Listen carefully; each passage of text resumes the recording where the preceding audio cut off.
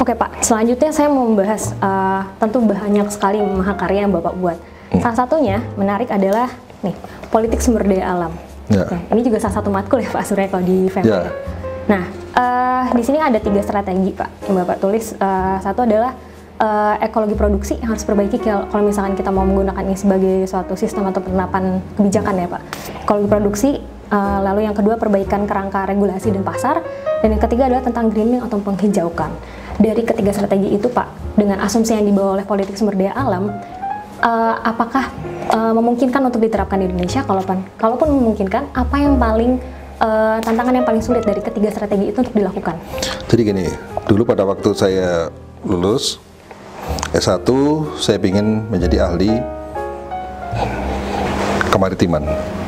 Saya alumni pertanian, ya. Tapi masa depan itu ada di laut. Sehingga saya harus belajar kelautan, dan ketika belajar revolusi biru dan sebagainya, maka aspek kelembagaan menjadi penting.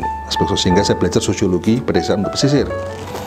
Tapi ketika belajar lagi, ketika kemudian orang sudah belajar pemberdayaan masyarakat, orang sudah mulai banyak bicara sosiologi pesisir, saya pindah lagi ke ekologi politik. Okay. Nah, itulah sekarang ekologi politik. Jadi intinya gini, intinya apa? Intinya kita bicara bahwa problem sumber daya alam di Indonesia dan di dunia ini adalah problem tata kelola. Problem tata kelola itu problem bagaimana interaksi antar berbagai pihak, para aktor, ya, negara, kemudian pasar, dan kemudian juga masyarakat, dan juga civil society. Prinsipnya gini, bahwa ekologi itu rasionalitas ekologi, itu tidak bisa jadi salah satunya instrumen untuk pengelolaan sumber daya alam. Okay. Karena ketika kita terlalu fokus rasionalitas ekologi, maka pasti tidak akan pernah ada pembangunan. Karena pembangunan itu pasti merusak lingkungan. Pasti, ya kan? Iya. Nah, sehingga muncullah pada saat itu ecological modernization, modernisasi ekologi. Agar apa? Agar antara lingkungan dan ekonomi bisa bertemu. Bisa berimbang. Jadi antara rasionalitas ekologi dan rasionalitas ekonomi ketemu. Ada titik keseimbangan. Nah, sehingga muncul ilmu baru, ecological economics dan sebagainya. Dan kemudian berikutnya lagi, berkembang lagi bahwa ini bukan soal hanya ekonomi dan lingkungan, tapi juga soal politik, karena perubahan lingkungan itu sebenarnya bukan perubahan semata-mata karena faktor alam, faktor teknis.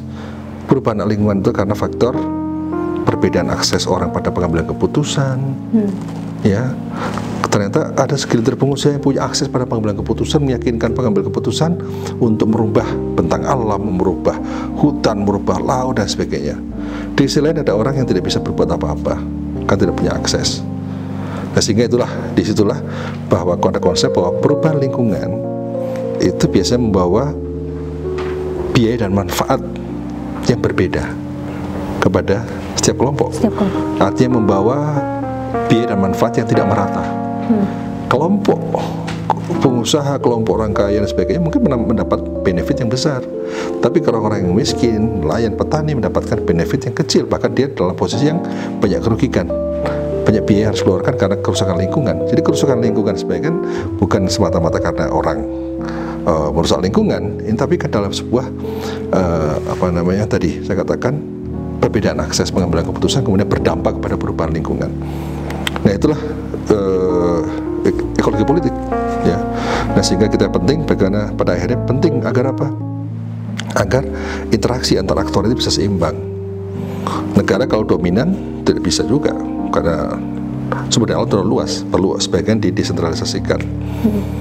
Sebagian juga perlu dikelola oleh pasar. Tapi kalau pasar semua yang ngelola, nggak mungkin juga.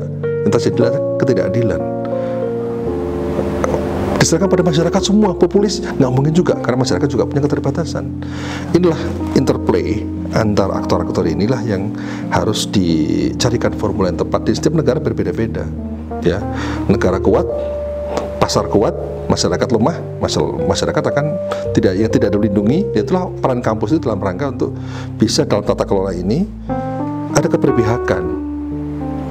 Jadi kalau negara terlalu kuat, market terlalu kuat, masyarakat lemah, itulah perlu aktor-aktor lain yang bisa melakukan pemberdayaan, melakukan advokasi dan sebagainya. Itulah peran NGO, peran civil society, peran media, dan juga peran kampus di situ.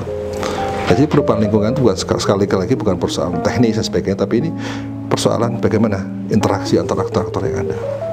Oke, berarti dari 3 strategi tadi, kalau misalkan kita melihat kondisi Indonesia sekarang nih Pak, tantangan paling besarnya ada di strategi yang mana kalau misalnya Ya sebenarnya gini, pendekatan ekologi tadi yang saya katakan tuh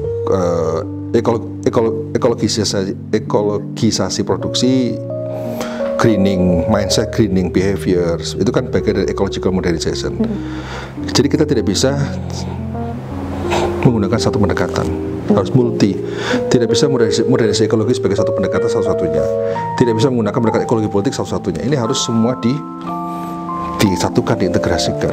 Kadang-kadang kita ini kan selalu bicara anti neolib, misalnya gitu, ekonomi. Ini fanatik macam-macam, tapi tidak pernah berpikir bahwa semua pendekatan itu punya kelemahan dan punya kelebihan. Sehingga kita harus mampu untuk mencarikan alternatif-alternatif yang ada. Jadi pokoknya kalau sudah neolib, sudah neoklasik, mengkritik yang lain mati-matian.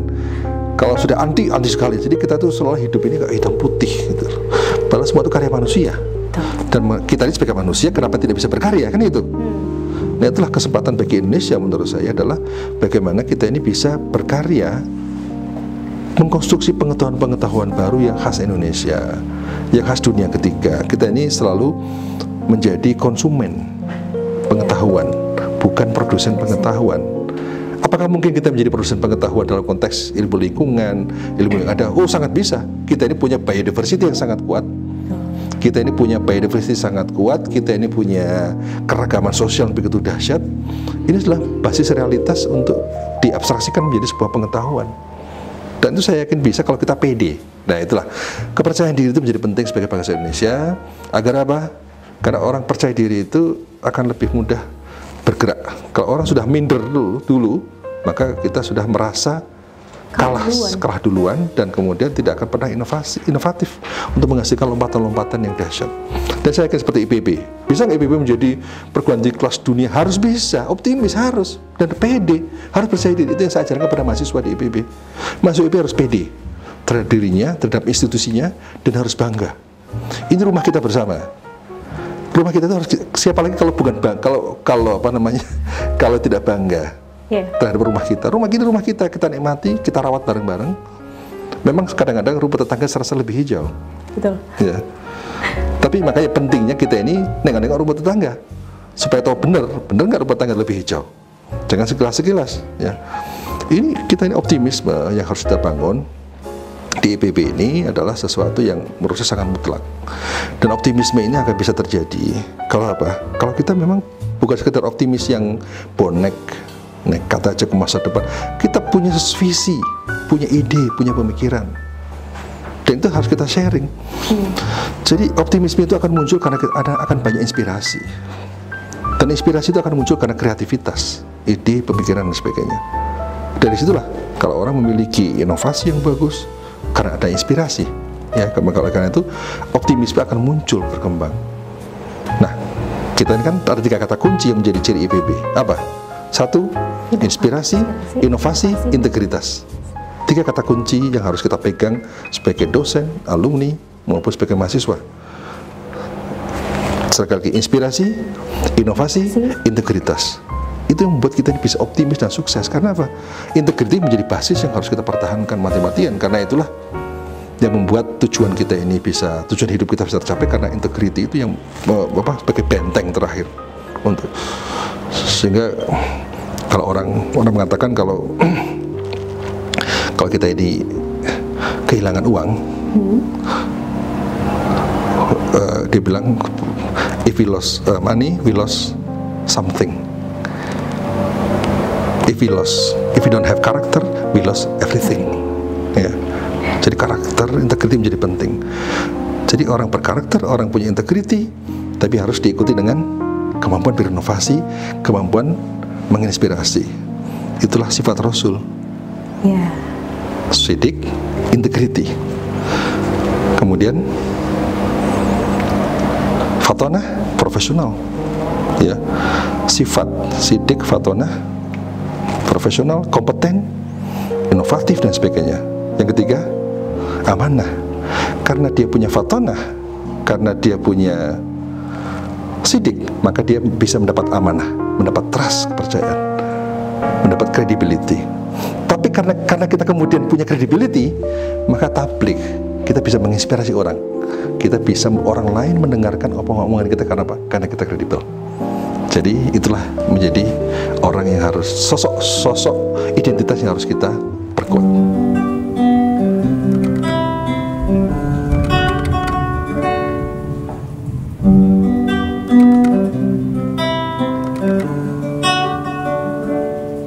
Kampus terbaik, inspirasi, tebarkan harapan.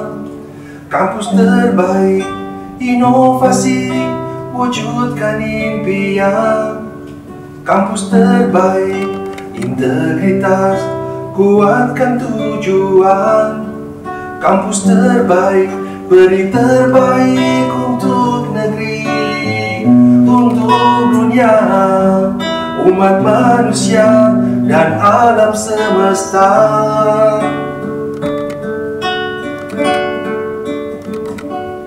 Mari bersama menghadirkan masa depan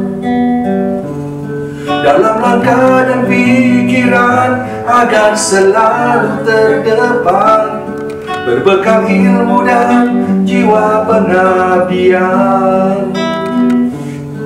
Deras arus zaman takkan tertahan, majulah melangkah, oh majulah.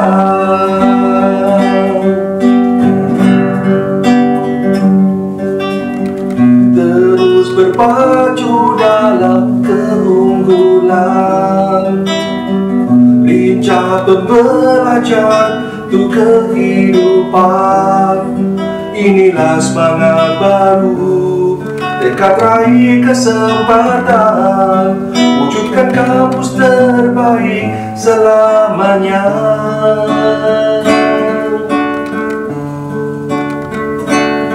Mari bersama menghadirkan masa depan dalam langkah dan pikiran agar selalu terdepan, berbekal ilmu dan jiwa pengabdian. Deras arus zaman takkan tertahan, majulah melangkah, oh majulah. Wujudkan kampus terbaik selamanya. Wujudkan kampus terbaik selamanya.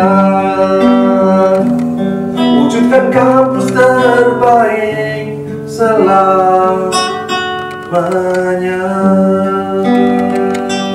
Wah, keren banget. Wah, Bapak nih paket lengkap. Seninya masih tetap, seni kepemimpinannya juga oke ya Pak, semuanya nggak ketinggalan. Banyak sekali hal yang bisa kita petik dari pembicaraan bersama Pak Arif Satria pada video kali ini. Salah satunya, menjadi seorang pemimpin penting sekali untuk bisa memiliki ide, untuk menciptakan perubahan yang bisa dirasakan oleh orang lain. Karena leadership tanpa ide, tidak ada perubahan. Ide tanpa leadership hanya akan menjadi awang-awang. Dan jika ingin bermanfaat, penting untuk kita bisa memilih lingkungan yang kondusif, mencari orang-orang yang menginspirasi, orang-orang yang bisa menyemangati dan juga mengobati. Saya Dea, sampai di sini sesi pembicaraan kita bersama Pak Arif. Sampai bertemu di video Leaders Talk berikutnya yang tentunya akan menampilkan narasumber yang tetap menginspirasi. Jangan lupa untuk subscribe dan like video dari Himpunan Alumni IPB. Leaders Talk, do a good deeds, stand up and lead.